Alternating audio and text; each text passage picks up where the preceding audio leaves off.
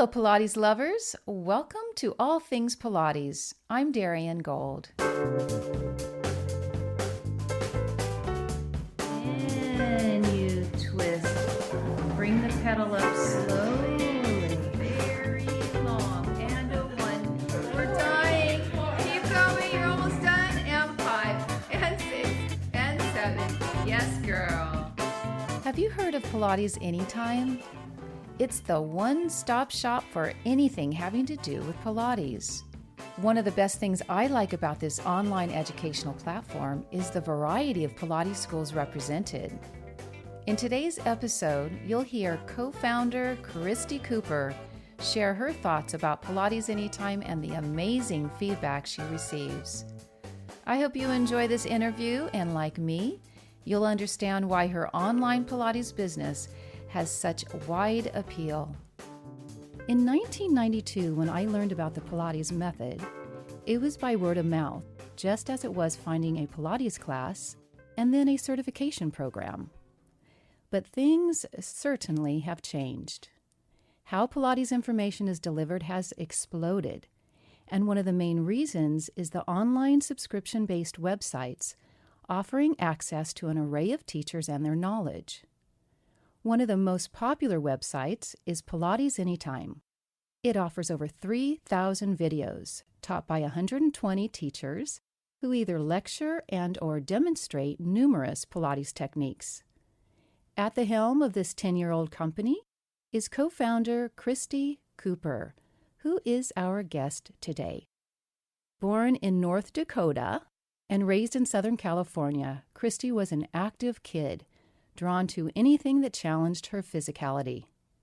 At the age of 13, her family moved to Solana Beach, California, and wanting to fit in at her new school, Kristi sought out a girl who she thought would make a nice friend.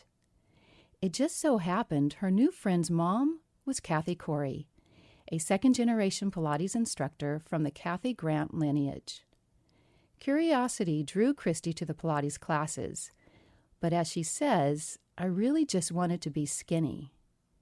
Curiosity and vanity grew into sheer passion, though, because Kristi loved Pilates right from the start. She took lessons for 2 years and became a teacher herself at the age of 15. Continuous learning was always a high priority for Kristi, so after earning a communication degree at the University of California, Santa Barbara, she decided to explore the Pilates method in more depth and earned a certificate with Kathleen Murakami, founder of Synergy Systems. Then another mentor came her way, Rael Isakowitz, the founder and director of the world-renowned Pilates education organization Bazzi Pilates. In 1998, Kristi certified with Rael, and shortly after accepted his invitation to work alongside him at his studio in Costa Mesa, California. 2 years later, Kristi became a principal instructor for Bazzi Pilates, which gave her opportunity to travel the globe to teach her passion. In 2005, 6 months after introducing Pilates to Oprah Winfrey, Kristi was featured in a Pilates segment on The Oprah Winfrey Show. With the help of her business partners, they created a platform that gives people affordable access to a variety of Pilates workouts. And it's Kristi's aim to have her subscribers experience the vitality, zest, and joy she herself continues to have. And though Kristi doesn't think she's the gatekeeper, she does feel Pilates Anytime is a mirror of what Pilates is now. Calling in from Santa Barbara is co-founder of Pilates Anytime, Kristi Cooper. Hello, Kristi. Hello. Wow, it sounds like I've been so busy. Thank you for having me, Darian. I'm really happy to be here. Yes, you have been busy. Yeah, well, if you count most of the lifetime, I suppose. But yes, thank you. You're very welcome. Kristi, who has influenced you the most in the Pilates world? Can I give you a couple? Because yes, there's various ways. Most certainly Kathy Corey, and she really more aligned with Ron Fletcher, although she was very heavily influenced by Kathy Grant as well, particularly later. But she set up these teen classes, and she basically gave me my way and supported me in my interests maybe seeing a bigger picture than I even saw myself. Another person that comes to mind greatly is Julian Littleford, who I met much later. For me, he influenced and infused me with confidence that, particularly when I was starting Pilates Anytime, and for showing me how effective generosity and spirit can actually be, particularly in this industry. And then no doubt for teaching Ray Sakowitz. He continues to be inspiring to me. He was the day I met him and taught me so much in terms of how to show up in the world of Pilates. So those would be three as a start. Did you end up having your own studio? Well, now I do. I never wanted one. I never did have one up until starting Pilates Anytime. So I worked at the place that now currently films Pilates Anytime. When we took over the lease in 2011, it was a boutique kind of fitness / Pilates place. We were renting it in the beginning, and then a year later, we took it. And it was important to me to maintain a real studio. You know, this is the global studio, so that's why I did it. But otherwise, never in the past, and probably wouldn't have if not for Pilates Anytime. Is this studio in Santa Barbara or Carpinteria? Carpinteria, well done. Most people don't get that. It's in Carpinteria, the actual studio, which is Santa Barbara County. It's about 10 miles south of Santa Barbara proper, downtown area. Let me ask you, there are, as you know, lots of reasons why people begin a Pilates program. And for you, it was a common one, which is wanting to change your body. Did your body change in the way you wanted? And if so, how? So you're talking about from the start, right? Yes. Like why ever? Oh, yeah. I wanted to change everything about me at 13. I wanted to be skinny, no doubt about it. It wasn't just Pilates. I would do anything. I'd try to run or I'd do aerobics. But I found Pilates through, again, Justine is her name, Kathy's daughter. And they did a teen class, and I got in there. And I think what changed for me, here's the thing. I was obsessed about my weight, but I wasn't overweight. It was the 80s, and it was just me in a new community and me as a 13-year-old. All those things played into me needing to fit in.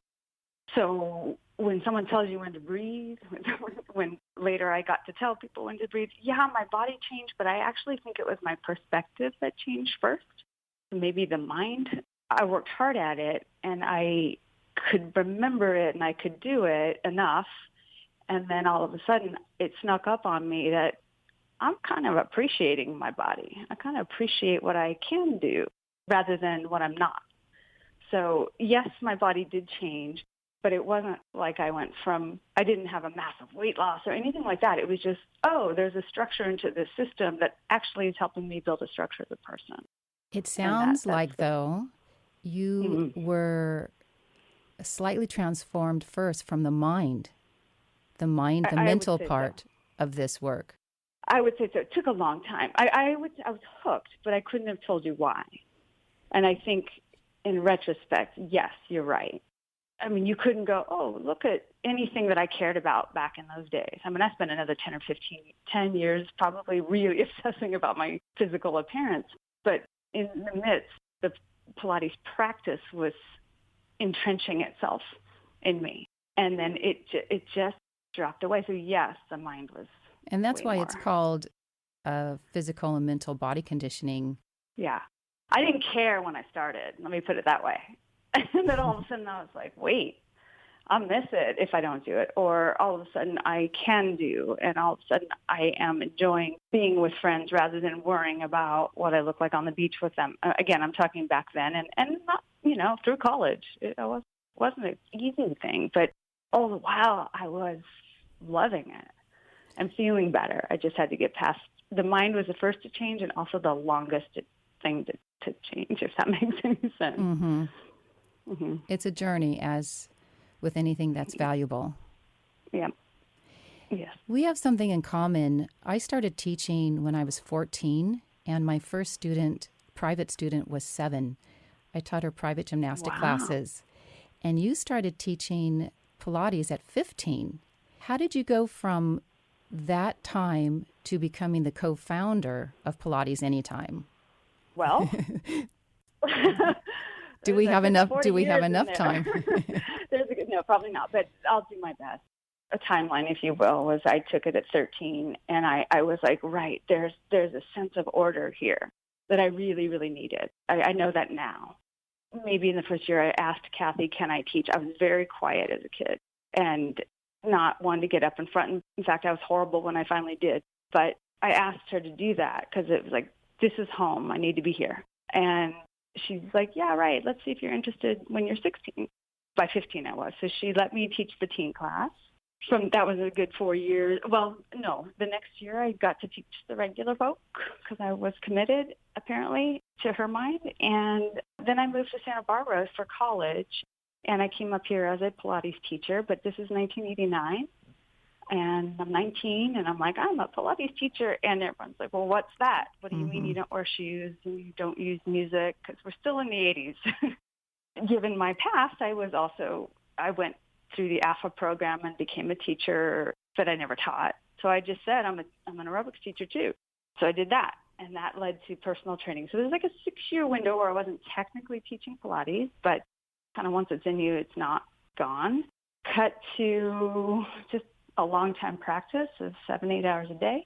And then Rail came into my picture, and I was very fortunate to be the first person to teach his program. He sent me and now lots of other people and around the world, and I got to teach his Bassi course for him.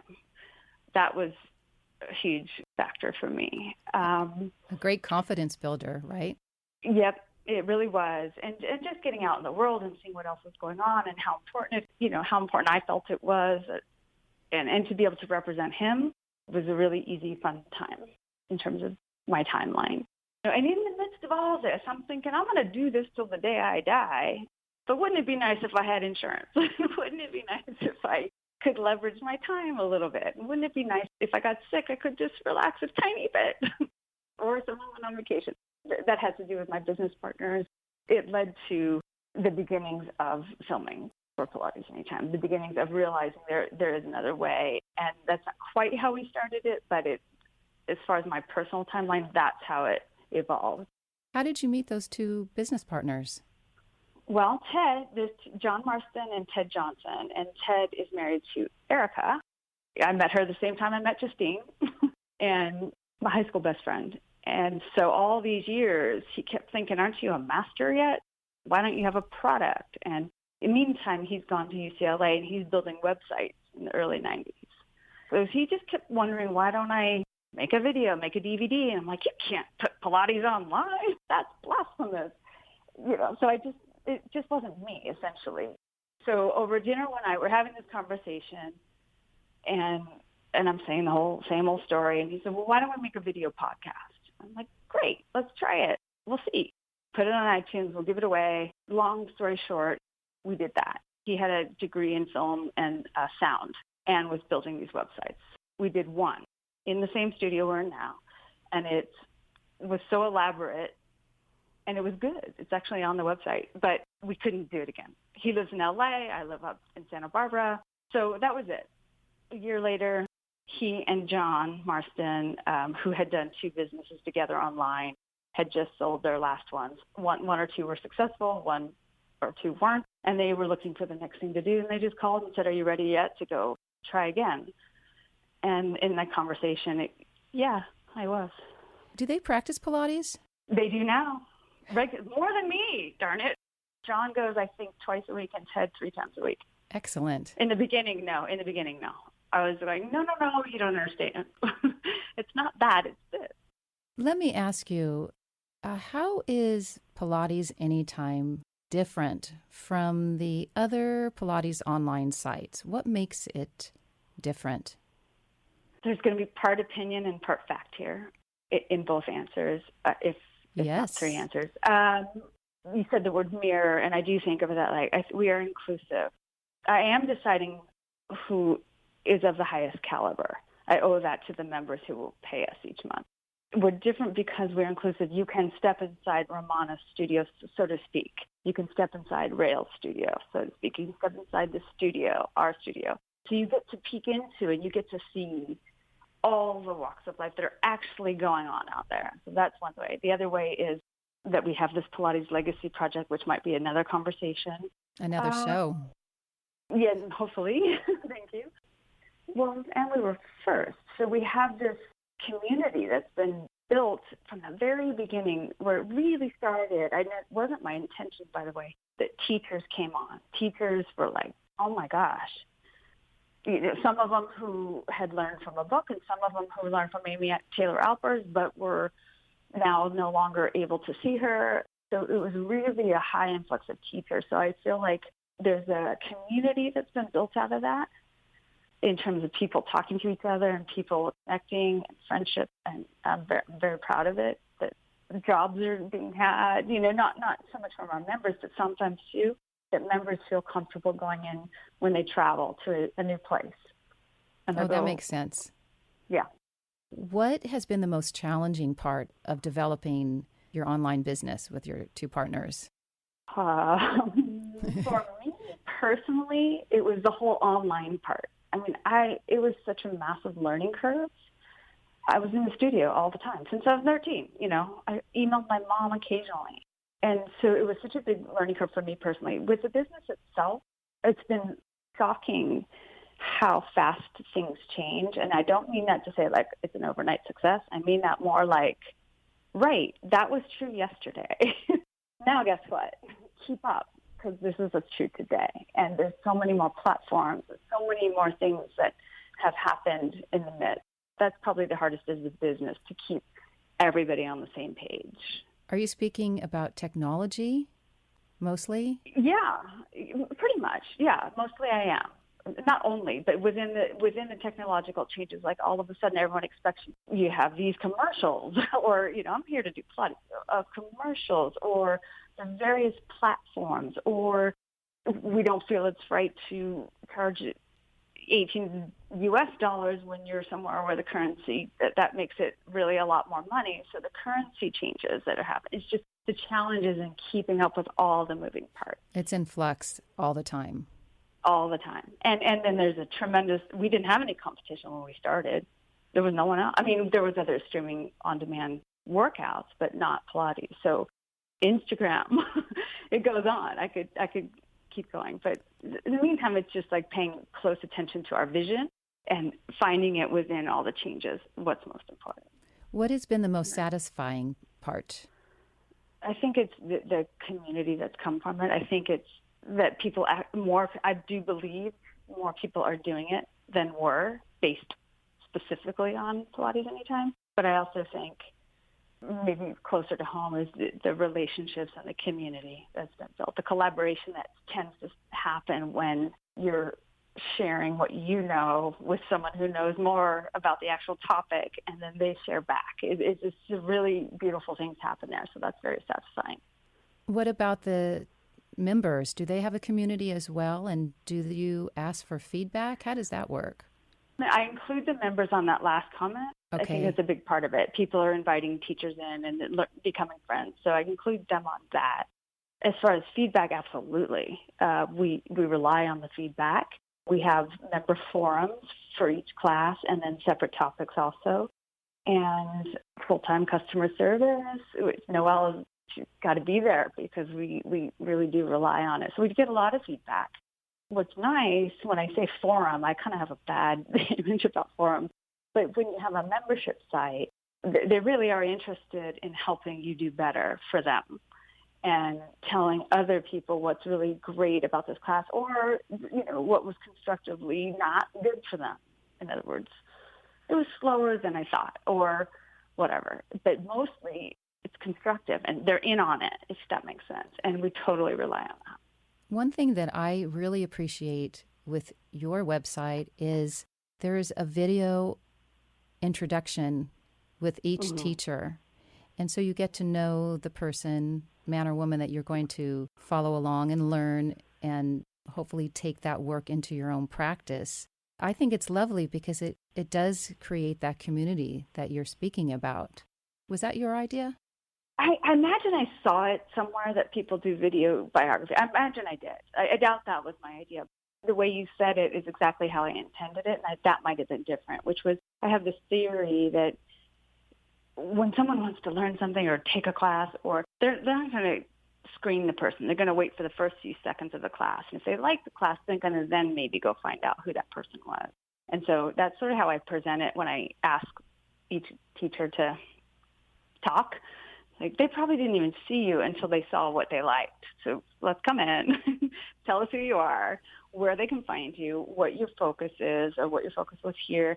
I think it's something that we can share. They can share free. No one has to be on the site. It also shows the quality of our videos, things like that. So I doubt it was my idea, but the idea I did have, if someone resonates, if you as a teacher resonate with someone, they're going to want to know a little bit more. And now's the time to give it to them. Absolutely. Well, It's fantastic. Thank you for adding that to your website.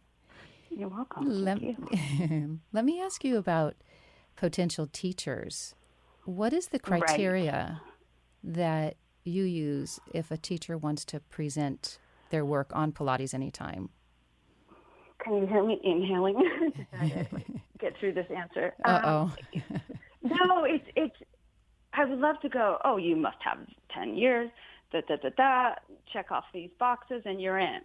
But the fact is I got a certain number of days. I got a concept and content that I now know I need to get out there. And so I can tell you two versions of it. In the beginning, I begged people for one, but also I was very committed to making sure that everyone understood, if you were a teacher, that we were standing on the shoulders of the people that came before us.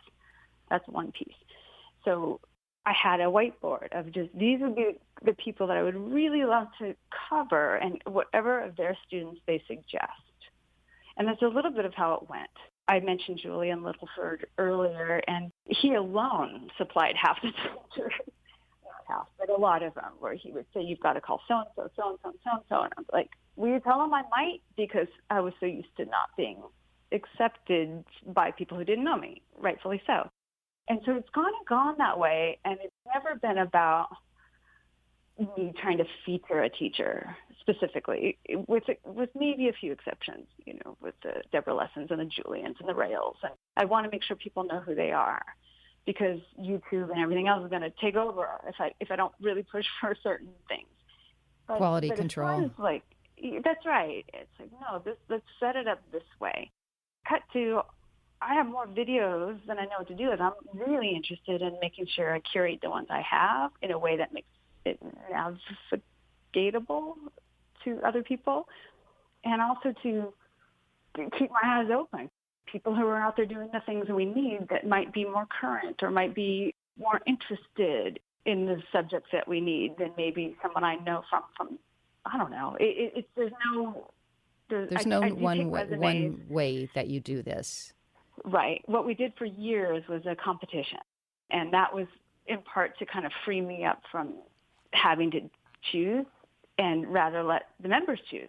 We're taking a little bit of a break from that now, but that was another way. That was a really good way to do it, because even if you didn't win the competition, the people that entered it would get a lot of exposure. And I like that. So, yeah, that was sort of the idea behind that. And this year we're taking a break from it.